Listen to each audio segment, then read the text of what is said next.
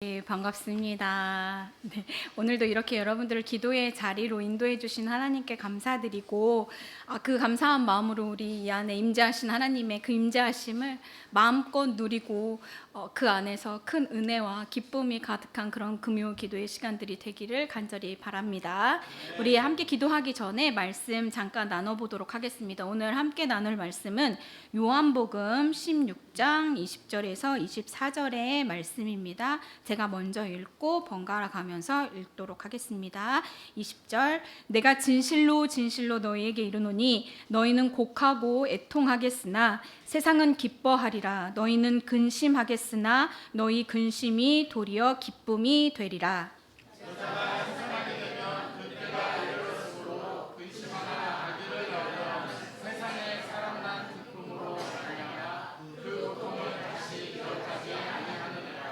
지금은 너희가 근심하나 내가 다시 너희를 보리니 너희 마음이 기쁠 것이요 너희 기쁨을 빼앗을 자가 없으리라.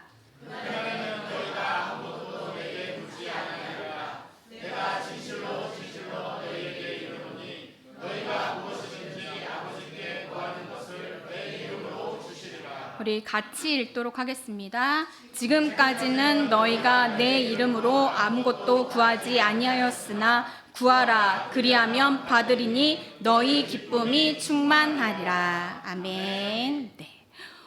벌써 2026년도도 3월 3개월째 지나가고 있는데요. 혹시 작년에 비해서 이 지나온 3개월 어떠신가요? 이 2026년도에 대한 어떤 설렘과 기대함과 어떤 소망함이 있는 3개월이셨나요? 아니면 여전히 어려움과 고난의 연속 중에 이 힘든 시간들을 보내고 계셨나요? 우리가 다음 주면요 벌써 고난주간이 시작되어집니다. 그 예수님의 십자가와 부활에 대한 이 묵상을 하는 고난주간을 우리가 준비하는 이 시간이 되었으면 좋겠어요. 그래서 오늘 본문의 말씀을 한번 함께 나눠봤으면 좋겠는데, 오늘 이 본문의 말씀은요 예수님의 그 십자가 사건으로 인해서 예수님이 본인이 죽고 난 다음에 제자들이 얼마나 심히 근심하며 슬퍼할 것인가를 좀 이렇게 예상하셨던 것 같아요. 그래서 예수님께서 그들에게 어떤 슬픔과 절망감을 안겨준 그 십자가가 그 근심으로 끝나는 것이 아니라, 슬픔으로 끝나는 것이 아니라 부활의 영광으로 이어질 것이다라는 것을 이렇게 비유적으로 말씀하고 있습니다. 우리의 삶도 마찬가지라고 생각합니다. 우리도 삶을 살아가면서 사실 근심 걱정이 끊어지지 않고, 때로는요 그 근심의 깊이가 너무 커서 마치 내가 늪에 빠져서 있는 것처럼 헤어나오지 못할 듯한 그런 두려움이 나를 짓누를 때가 있습니다. 그럴 때 그런 근심 속에서 우리가 어떻게 하면 좋을지 오늘의 본문의 말씀을 통해서 잠깐 나눠보도록 하겠습니다. 오늘 근심 속에서 나는 이라는 제목을 잠깐 붙여봤는데, 이런 근심 속에서 우리는 어떻게 해야 할까요? 첫째로 우리는 근심 속에서도 주님의 일하심을 믿어야 합니다. 제자들은요 지금 이 순간 예수님이 하고 계시는 이 근심, 이 어떤 영광, 기쁨, 이런 거 예수님의 뜻에 대해서 다 이해하지 못했을 수도 있습니다. 그리고 예수님께서 말씀하시는 그 자신들에게 닥칠 근심이 구체적으로 무엇인지, 얼마나 깊은 건지도 어쩌면 알지 못했을 수도 있습니다. 이 일이 지난 후에 정말 예수님께서 십자가에서 죽음을 당하실 때 그제서야 예수님이 말씀하셨던 그 근심이 이건가 보다라고 예측할 수 있었겠죠. 제자들 입장에서 아마 예수님의 십자가의 고통, 그 죽으심은 아마 큰 슬픔이 되었을 것입니다. 정말 참담하고 앞으로 내가 이제는 누구를 믿고 어떻게 살아가야 할지 너무나도 막막한 근심으로 다가왔을 것입니다. 하지만 예수님께서는요 그 십자가의 죽음으로 끝나지 않으셨습니다. 우리가 잘 알듯이 그 사망 권세를 이기시고 다시 살아나셔서 부활의 큰 기쁨과 영광으로 제자들을 다시 찾아와 주십니다. 이렇게요 예수님은요 근심을 기쁨으로 변화시키는 그 예수님의 역사하심은요 지금도 동일하게 일어나고 있음을 믿으시기를 바랍니다. 지금 내 삶에 다 이해할 수는 없지만, 이런 큰 근심들이 나를 흔들 수 있지만, 그럼에도 불구하고요 내가 흔들리고 있는 이 순간에도요 예수님은 나를 위해 열심히 일하고 계시다라는 것을, 그리고 나의 이 근심을 기쁨으로 변화시켜 주시는 그 영광스러운 날들을 준비하시고 일하고 계시다라는 그 사실만은 의심하지 않으셨으면 좋겠습니다. 예수님께서 주시는 그 기쁨은요, 세상의 기쁨과 비교할 수 없는, 그 누구도 빼앗아 가지 못한다라는 약속을 해주셨습니다. 이 일을 위해서요, 지금도 우리 여러분들의 삶 속에서 일하고 계시는 예수님의 그 일하심을 굳게 믿으시기를 바랍니다. 둘째로, 근심 속에서도요, 우리는 주님의 이름을 간구해야 합니다.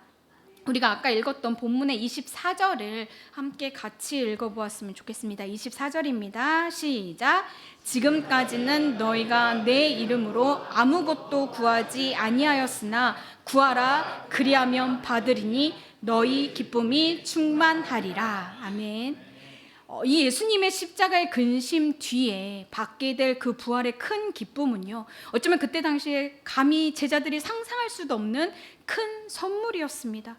이 예수님의 이름으로 우리가 기도한다는 것은 그 어느 누구를 통하지 않고, 구약시대의 그 제사장들을 통하지 않고 내가 직접 예수님의 그 권능의 이름을 가지고 하나님 아버지께 나아갈 수 있다는 것을 의미합니다. 이건 뭐냐면 이전과는 전혀 다른 영적 차원으로 하나님과 교제할 수 있다라는 의미를 뜻합니다. 그래서요, 우리가 근심 속에서도요, 주님의 이름으로 간구해야 하는 것은 바로 이 근심을 기쁨으로 변화시켜 주실 것이며, 또한 이 과정을 통해 내가 상상할 수 없는 그 하나님과의 새로운 관계 속에 하나님께서는 나를 그 관계 속으로 이끄실 거고, 그 새로운 영적인 축복들을 내가 누릴 것이기 때문에 이 고난 중에서도 그 예수 그리스도의 이름으로 구할 것은 하나님과의 새로운 영적인 교제와 그 관계, 그것들을 통해 내게 주실 그 복된 삶을 구해야 할 것입니다. 고난이 끝이 아니고요, 주가 주시는 그 영적인 축복으로 충만한 기쁨의 삶이 우리를 기다릴 것이기 때문에 예수님께서 약속해 주신 그 약속을 끝까지 붙들고 기도해야 할 것입니다. 분명 근심을 기쁨으로 변화시켜 주시고요, 내 삶을 영적인 기쁨들로 충만케 하실 그 하나님의 영적인 축복들을 주님의 이름으로 간구하며 나아가시기를 기도합니다. 그럴 때 분명 하나님께서 우리의 기도를 들으시고요, 우리의 삶을 그 기쁨으로 충만케 해 주실 것입니다. 여러분, 이 시간에 꼭 기억해 주셨으면 좋겠습니다. 우리의 삶은요, 고난이 종착점이 아니에요. 하나님이 우리에게 주시고자 하시는 그 끝은 고난이 아닙니다. 주와 함께 충만한 기쁨을 누리는 그 복된 삶이 우리를 기다리고 있다라는 그 사실을 기억하셨으면 좋겠습니다. 그래서 내게 주신 이런 복된 삶을 누리기 위해 우리는 근심 속에서도 지금도 여전히 열심으로 일하고 계시는 그 주님의 일하심을 믿어야 하고요, 우리는 끝까지 주의 이름으로 간절히 기도하며 나아가야 할 것입니다. 우리가 오늘 이 두 가지의 말씀의 내용들을 좀 기억하면서 내가 어떠한 고난과 어떠한 근심 속에서도 주가 나와 함께 계시고 주가 나를 위해 일하고 계시다라는 걸 의심하지 않겠습니다. 그리고 내가 고난 중에서도 이 고난을 가지고 내가 애통하며 기도하는 것도 중요하지만 이 고난이 지난 다음에 하나님께서 내게 주실 그 영적인 축복들을 기대하며 그것들이 내 삶에 주신 그 기쁨이 얼마나 클 것인지를 기대하면서 기도하는 우리가 되었으면 좋겠습니다. 그래서 우리 이 시간에 말씀을 좀 기억하면서 하나님 앞에 간구했으면 좋겠습니다. 하나님, 내가 지금 너무나도 어려운 근심 속에 있을지라도 하나님이 나를 위해 일하고 계심을 의심하지 않게 하여 주시옵소서. 그래서 하나님의 일하심을 믿고 굳게 기도하며 나아가게 해달라고 기도해 주셨으면 좋겠고, 고난보다 더 귀한 하나님의 축복을 기대하며 간구하는 기도를 우리가 그 예수 그리스도의 능력의 이름으로 기도할 수 있게 해달라고 우리 이 기도 제목을 가지고 먼저 자신을 위해서 기도하며 나아가도록 하겠습니다. 기도하시겠습니다.